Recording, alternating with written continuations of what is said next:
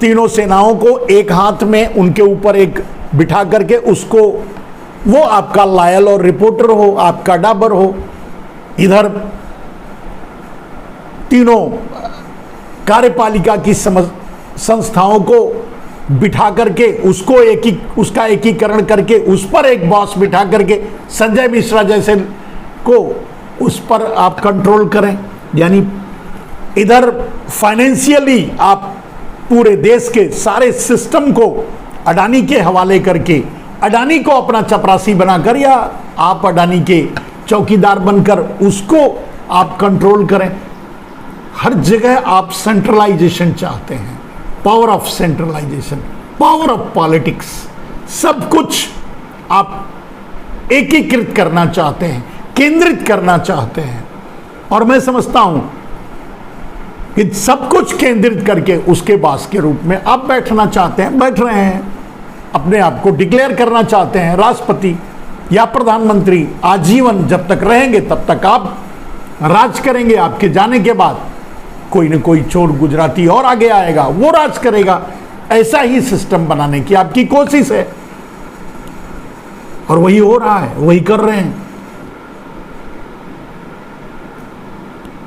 आज भारत की 140 करोड़ जनता जरा सा गौर, ये बात जो मैं कह रहा हूं बहुत गंभीर बात है, जरा सा गौर करके सोचे और देखे मेरी निगाह से कि कल को अडानी खड़ा, या अडानी माने आप माने अडानी, अडानी मतलब मोडानी, तो कल को मोडानी अगर खड़ा होकर के बोले कि मेरे रोड पर मैं चलने नहीं दूंगा, ये मेरा है, प्राइवेट है, मेरे एयरपोर्ट पे मैं उतरने नहीं दूंगा, ये मेरा है, ये मेरा प्राइवेट है,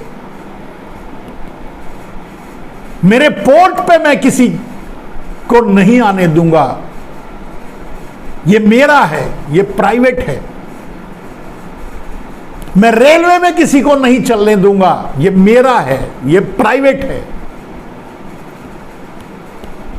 मैं किसी को बिजली नहीं दूंगा, मैं चाइना को बिजली दूंगा, चाइना को भेंट करूंगा, चाइना को दे दूंगा या किसी और देश को दे दूंगा, पाकिस्तान को दे दूंगा, किसी को दे दूंगा, जो इस देश का दुश्मन है उसको दे दूंगा। अब सोचिए अगर ये करे आपका मोडानी, इस देश के लिए ये बात है, मैं आपसे नहीं मुखातिब हूं, मैं इस देश के उन लोगों से, इस देश के उन 80 नहीं 140 करोड़ लोगों से मैं ये सवाल कर रहा हूं कि अगर ऐसा करे मोडानी तो आप क्या कर लोगे? अगर अडानी ये कहे कि मेरे पोर्ट पे किसी की शिप नहीं आएगी, तो वो व्यापारी है, वो नहीं लाएगा, बोलेगा ठीक है ये शिप ही ले ले, आप मुझे कुछ पैसा दे दे, मैं चला जाऊंगा कहीं किसी और देश में बस जाऊंगा, अमेरिका में, लंदन में, कहीं भी जाकर के बस जाऊंगा, छोड़ो। और इसीलिए लोग भाग रहे हैं भारत छोड़ के, ये भी बात सही है, नागरिकता ही छोड़ के भाग रहे हैं। तब आप क्या कर लोगे? अगर अडानी कहता है कि चीन तो मेरा दोस्त है, वो इस देश पर राज करेगा, मैं उसको अपना, अब अगर मान लीजिए अडानी को कोई खरीद ले, अगर अडानी को चीन खरीद ले, एक इस खतरे को आप समझिए, कल को अगर अडानी मतलब मोडानी यानी मोदी और अडानी को अगर चीन खरीद ले, केंद्रीकरण का परिणाम जो होगा उसे आप सोच करके देखिए। ये सवाल मेरा 140 करोड़ देश की जनता से है कि अगर अडानी को चीन खरीद ले और बोले कि भाई तेरा जो खरीदा हुआ है रेल मैं ले लेता हूं, तेरा जो खरीदा हुआ है पोर्ट वो मैं ले लेता हूं, तेरा खरीदा हुआ है एयरपोर्ट वो मैं ले लेता हूं, और वो अगर अडानी सब कुछ चीन को बेच दे या XYZ अमेरिका को बेच दे, पाकिस्तान किसी को बेच दे, और वो कहे कि अब तो आप मेरे गुलाम हो, क्योंकि सब कुछ तो मेरा है। आपको मेरे एयरपोर्ट पे उतरना है, नहीं उतर सकते, क्योंकि अगर हमारी गुलामी स्वीकार करते हो तो उतरो। आप मेरे पोर्ट पे नहीं आ सकते, क्योंकि आप गुलामी स्वीकार करो तो आओ। आप मेरे रोड पे नहीं चल सकते, क्योंकि गुलामी स्वीकार करो तो चलो। आप मेरे रेलवे से यात्रा नहीं कर सकते, गुलामी करो तो चलो। मैं आपको बिजली तब तक नहीं दूंगा जब तक आप मेरी गुलामी स्वीकार नहीं कर लोगे। मैं आपको पानी नहीं दूंगा जब तक आप मेरी गुलामी स्वीकार नहीं कर लोगे।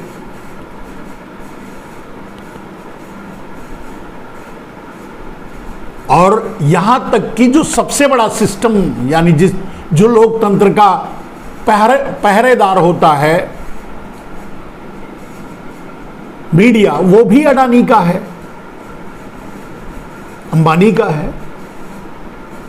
तब आप क्या कर लोगे और आपकी दशा क्या होगी? क्या आप गुलाम नहीं हो जाओगे?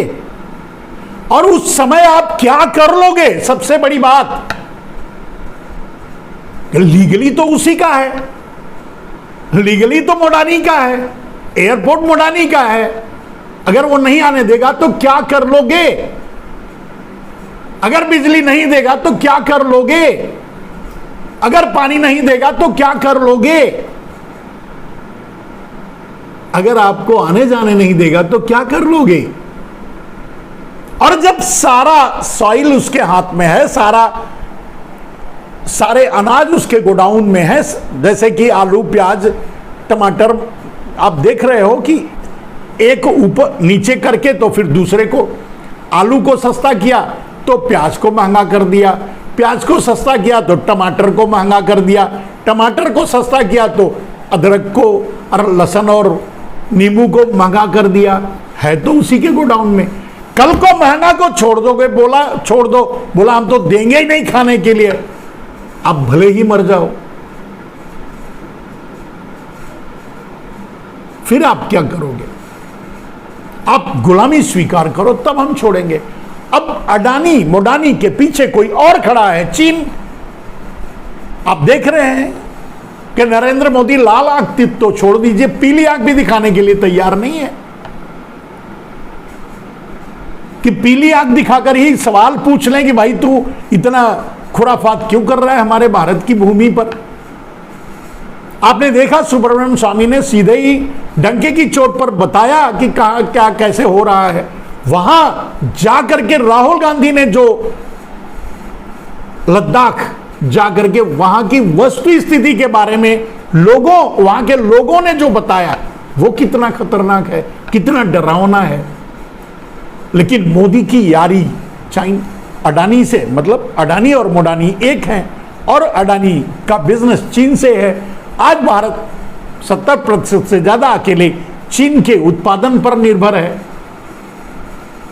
अब अगर अडानी चीन की जेब में है, आपके मोडानी अगर चीन की जेब में है, शी जिनपिंग की जेब में है, तो आप आजाद हो। और अगर इस भ्रम में हो कि आज आजाद हो, कल रहोगे, इसकी क्या गारंटी है? चलिए, एक ना एक दिन हम रहेंगे, हम रहेंगे, ना आप रहोगे, ना मोदी रहेंगे, ना और कोई रहेगा। सब एक ना एक दिन जाना है सबको। हम और आप चले जाएंगे।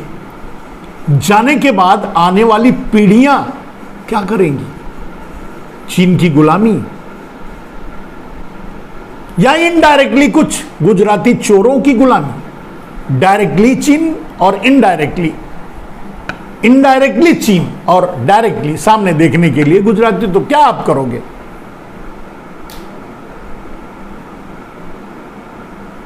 क्या आपको नहीं लगता कि मोदी से बड़ा इस देश के लिए कोई खतरा नहीं है? क्या आपको यह बात समझ में नहीं आ रही है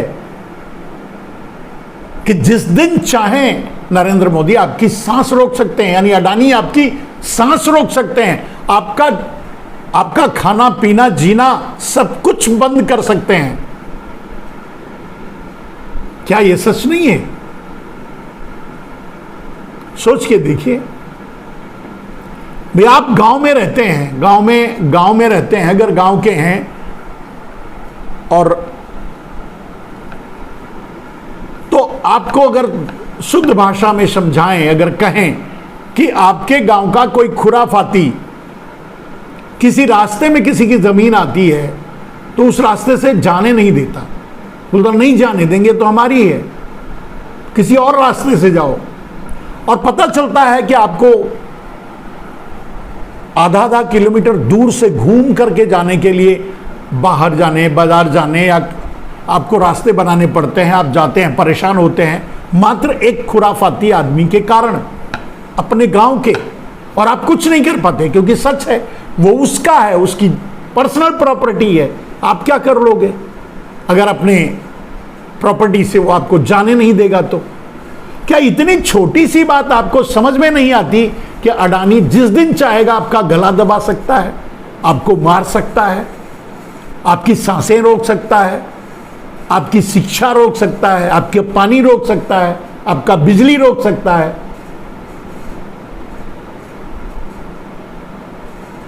आपसे यह शर्तें रख सकता है कि सारी जमीनें हमको दे दो, नहीं तो हम खाद नहीं देंगे। आप खेती कैसे करोगे? बीज नहीं देंगे, आप खेती कैसे करोगे? बीज की सारी मशीनरी उसकी है, खाद की सारी फैक्ट्री उसकी है, और खाद की फैक्ट्री अगर उसकी ना भी है तो बिजली तो उसकी है। खाद जो बनाता है उसको बोलेगा कि मैं जिसको बोलूंगा उसको ही तू खाद देगा, उर्वरक देगा, मैं जिसको नहीं बोलूंगा उसको नहीं देगा, और अगर तू नहीं मेरी बात माना तो मैं बिजली काट दूंगा। यह है पावर, यह है तरीका। तो वो आपको उर्वरक नहीं देगा तो आप खेती कैसे करोगे? आपको पानी नहीं मिलेगा, जब बिजली नहीं मिलेगी तो पानी अपने आप जमीन से निकालकर आप अपनी खेती करते हैं, वो बंद हो जाएगा तो आप क्या कर लेंगे? वो रोक सकता है मोडानी अडानी। आप अगर कहीं भागना चाहेंगे तो आपको एयरपोर्ट पर नहीं जाने देगा, वो आप उसकी प्रॉपर्टी है, प्राइवेट है, क्या कर लोगे आप? आपको रोड पर चलने नहीं देगा, आपको कृषि यंत्र नहीं देगा। अगर आप ट्रैक्टर की सारी फैक्ट्री अगर उसकी है, नहीं है तो भी इनडायरेक्टली उसको धमकी देकर कि तुझे बिजली नहीं देंगे अगर तू किसानों को ट्रैक्टर देगा, तो किसानों को ट्रैक्टर नहीं मिलेगा, किसानों को पानी नहीं मिलेगा, किसानों को बिजली नहीं मिलेगी, किसानों को उर्वरक नहीं मिलेगा, किसानों को खाद बीज नहीं मिलेगा, तो किसान खेती कहां से करेगा? तो किसानों को किसी दिन भी गला पकड़ करके कह सकता है कि सारी जमीन हमको दे दो, देना पड़ेगा। कर क्या लोगे? यही किसान बिल था, वो सीधा रास्ता था। शराफत से नरेंद्र मोदी आप पर किसान बिल थोप करके आपसे आपकी जमीनें लेना चाहते थे, आपने देने से इनकार कर दिया। नरेंद्र मोदी यानी मोडानी ने बिल करके ये नई चाल चली कि आप इनडायरेक्टली गुलाम हो गए। अब जब वो चाहेंगे तभी आप कुछ हासिल कर पाओगे, खेती कर पाओगे, और कहेंगे कि आपको देना ही पड़ेगा, देना ही है, तो आप क्या कर लोगे? सोच कर देखिए। और जानते हैं इसी खतरनाक सिस्टम को चलाने के लिए मोदी को इस तरह की व्यवस्थाएं लानी पड़ रही है जो सेंट्रलाइज्ड हो। मैं तीन जैसे मान लीजिए तीनों सेनाओं का एक प्रमुख है, वो अकेले रिपोर्ट करेगा। अब जो भी चाहेंगे मोदी करवाएंगे उनसे। उनकी भी क्रेडिबिलिटी धीरे धीरे, सेनाओं की भी क्रेडिबिलिटी खत्म हो रही है। अग्निवीर बना दिया। एक आदमी को जबरदस्ती कुर्सी पर बिठाए रखने के लिए इतनी बड़ी लड़ाई नरेंद्र मोदी लड़ रहे हैं कि सुप्रीम कोर्ट तक जा रहे हैं, और देश की सेना को अग्निवीर बनाकर ये कमजोर कर रहे हैं। इरादा क्या है? आखिर चाहते क्या है? कभी आपने सोचा है नरेंद्र मोदी क्या चाहते हैं? कहीं ऐसा तो नहीं कि पूरे देश को इस हालत में पहुंचाना चाहते हैं कि जब चाहें तब किसी से भी सौदा करके आपको बेच लें।